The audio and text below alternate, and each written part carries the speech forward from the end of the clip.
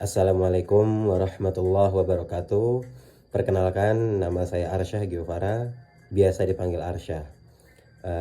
Saya dari kelompok 3. Pada kesempatan kali ini, izinkan saya membacakan sebuah jurnal yang sudah saya rangkum. Dan pada kali ini, saya akan membacakan ringkasan-ringkasan yang telah saya buat, yang bertemakan analisis harga emas di Indonesia. Seperti itu. Baik, tidak panjang lebar, kita langsung masuk pada ke materinya saja. Analisis harga emas di Indonesia. Kita mulai dari abstraknya dulu ya. Jadi emas merupakan investasi yang menguntungkan dari jenis investasi lainnya. Harga emas di Indonesia meningkat setiap tahunnya. Hal ini disebabkan oleh beberapa faktor, yaitu nilai tukar dolar Amerika Serikat, suku bunga deposito, inflasi, PDB per kapita, dan produksi emas. Dua yang digunakan adalah data time series pada tahun 1990 atau 1990 sampai dengan tahun 2020 yang berasal dari Bank Indonesia, Kementerian Perdagangan, BPS Indonesia, dan harga emas di Indonesia. Menurut metode penelitian yang digunakan adalah metode regresi linear berganda. Lalu, berdasarkan penulisan di atas, permasalahan yang dapat dirumuskan adalah bagaimana melakukan peramalan harga emas pada periode yang akan datang berdasarkan harga emas sebelumnya dengan metode tadi. Apa metode tadi itu? Metode regresi linear berganda. Lalu selanjutnya kita bahas mengenai tujuan sendiri. Tujuannya adalah sesuai dengan permasalahan yang ada, maka tujuan penulisan ini adalah merancang bangun sebuah sistem peramalan. Jadi merancang bangun sebuah sistem peramalan yang merupakan metode regresi linear berganda. Lalu kemudian solusi masalah.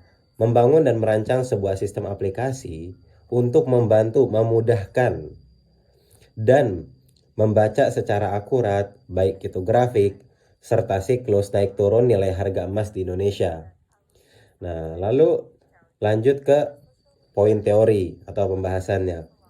Kenaikan harga emas di Indonesia tidak terlepas dari adanya pengaruh global seperti harga minyak mentah di dunia, harga emas dunia, dan gejolak-gejolak ekonomi global yang terjadi karena adanya pandemi COVID-19.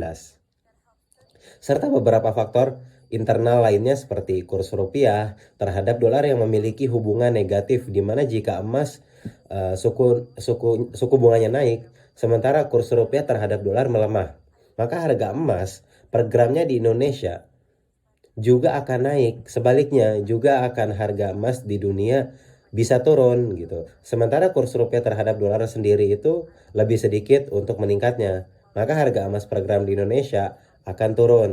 Jadi kenaikan harga emas itu mengikuti suku bunga, atau bisa dikatakan sebetulnya banyak faktornya. Ada tadi PDB per kapita, ada beberapa faktor lainnya. Cuman di sini yang paling harus di tagline adalah apabila kurs Amerika naik, maka nilai rupiah di Indonesia itu akan meningkat juga, seperti itu. Apabila sebaliknya nilai kurs Amerika atau nilai kurs dolar Amerika Serikat melemah atau merendah, maka nilai rupiah di Indonesia akan melemah juga, seperti itu.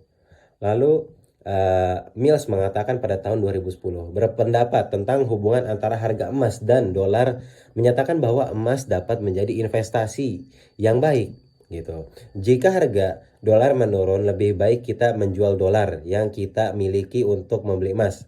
Karena keduanya memiliki hubungan yang negatif, di mana jika nilai tukar dolar jauh, maka dibutuhkan lebih banyak dolar untuk membeli emas sehingga harga emas naik. Sebaliknya, jika harga dolar naik, maka dibutuhkan dolar lebih sedikit untuk membeli emas sehingga harga emas turun. Itu ucap dari Mills pada tahun 2010. Lalu faktor apa saja sih gitu kan yang dapat mempengaruhi harga emas di Indonesia? Salah satunya adalah tadi yang sudah saya sampaikan adalah kurs. Namun beberapa faktor pendukung lainnya juga ada. Nah, apa sih itu? Nah, jadi faktor pendukung lainnya yang dapat mempengaruhi harga emas di Indonesia adalah satu, yang paling utama adalah kurs gitu. Lalu kedua ada tingkat suku bunga deposito. Yang ketiga ada inflasi atau PDB per kapita. Lalu yang terakhir adalah produksi emas. Lalu selanjutnya demikian juga dengan PDB per kapita di Indonesia setiap tahunnya mengalami kenaikan sejalan dengan naiknya harga emas di Indonesia. PDB per kapita yang tinggi menyebabkan daya beli masyarakat juga sangat tinggi sehingga hal ini juga merupakan salah satu faktor penyebab nilainya harga emas naik di Indonesia. Berbeda halnya dengan produksi emas di Indonesia yang setiap tahunnya naik. Padahal dalam teori produksi, harga dipengaruhi oleh jumlah produksi. Seperti halnya jika produksi suatu barang turun, maka harga barang tersebut akan naik. Karena adanya kelangkaan dan sebaliknya. Lalu berbicara mengenai inflasi. Inflasi adalah kenaikan tingkat harga umum barang dan jasa berlaku dari suatu periode ke periode lainnya.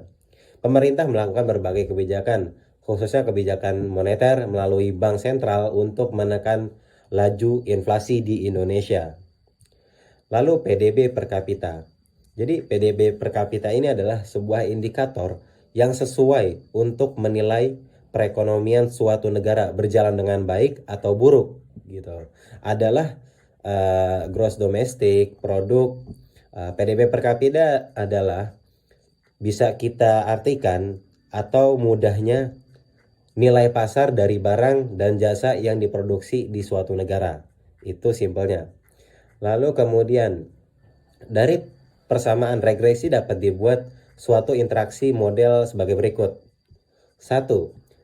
Nilai konstanta sebesar 92,923.702 menunjukkan pada saat ini nilai kurs, tingkat suku bunga deposit inflasi, PDB per kapita dan produksi emas bernilai kisaran maka harga emas tetap sebesar 93.933.702 per gram. Jadi suku bunganya ini mempengaruhi harga nilai kursnya gitu loh. Seperti yang sebelumnya sudah disampaikan bahwa apabila kurs emas di Amerika melemah, maka di Indonesia juga akan melemah gitu. Karena kiblat mohon maaf bukan kiblat tapi lebih ke tolak ukur yang tadi sudah disampaikan mengenai regresi linier berganda. Ini adalah sebuah metode yang mempunyai nilai tolak ukur. Namun nilai tolak ukur ini berkiblatkan kepada Amerika gitu. Lalu kemudian ada nilai-nilai koefisien. Nah, nilai koefisien ini juga sangat berpengaruh bagi harga atau nilai dari harga emas pada setiap periodenya.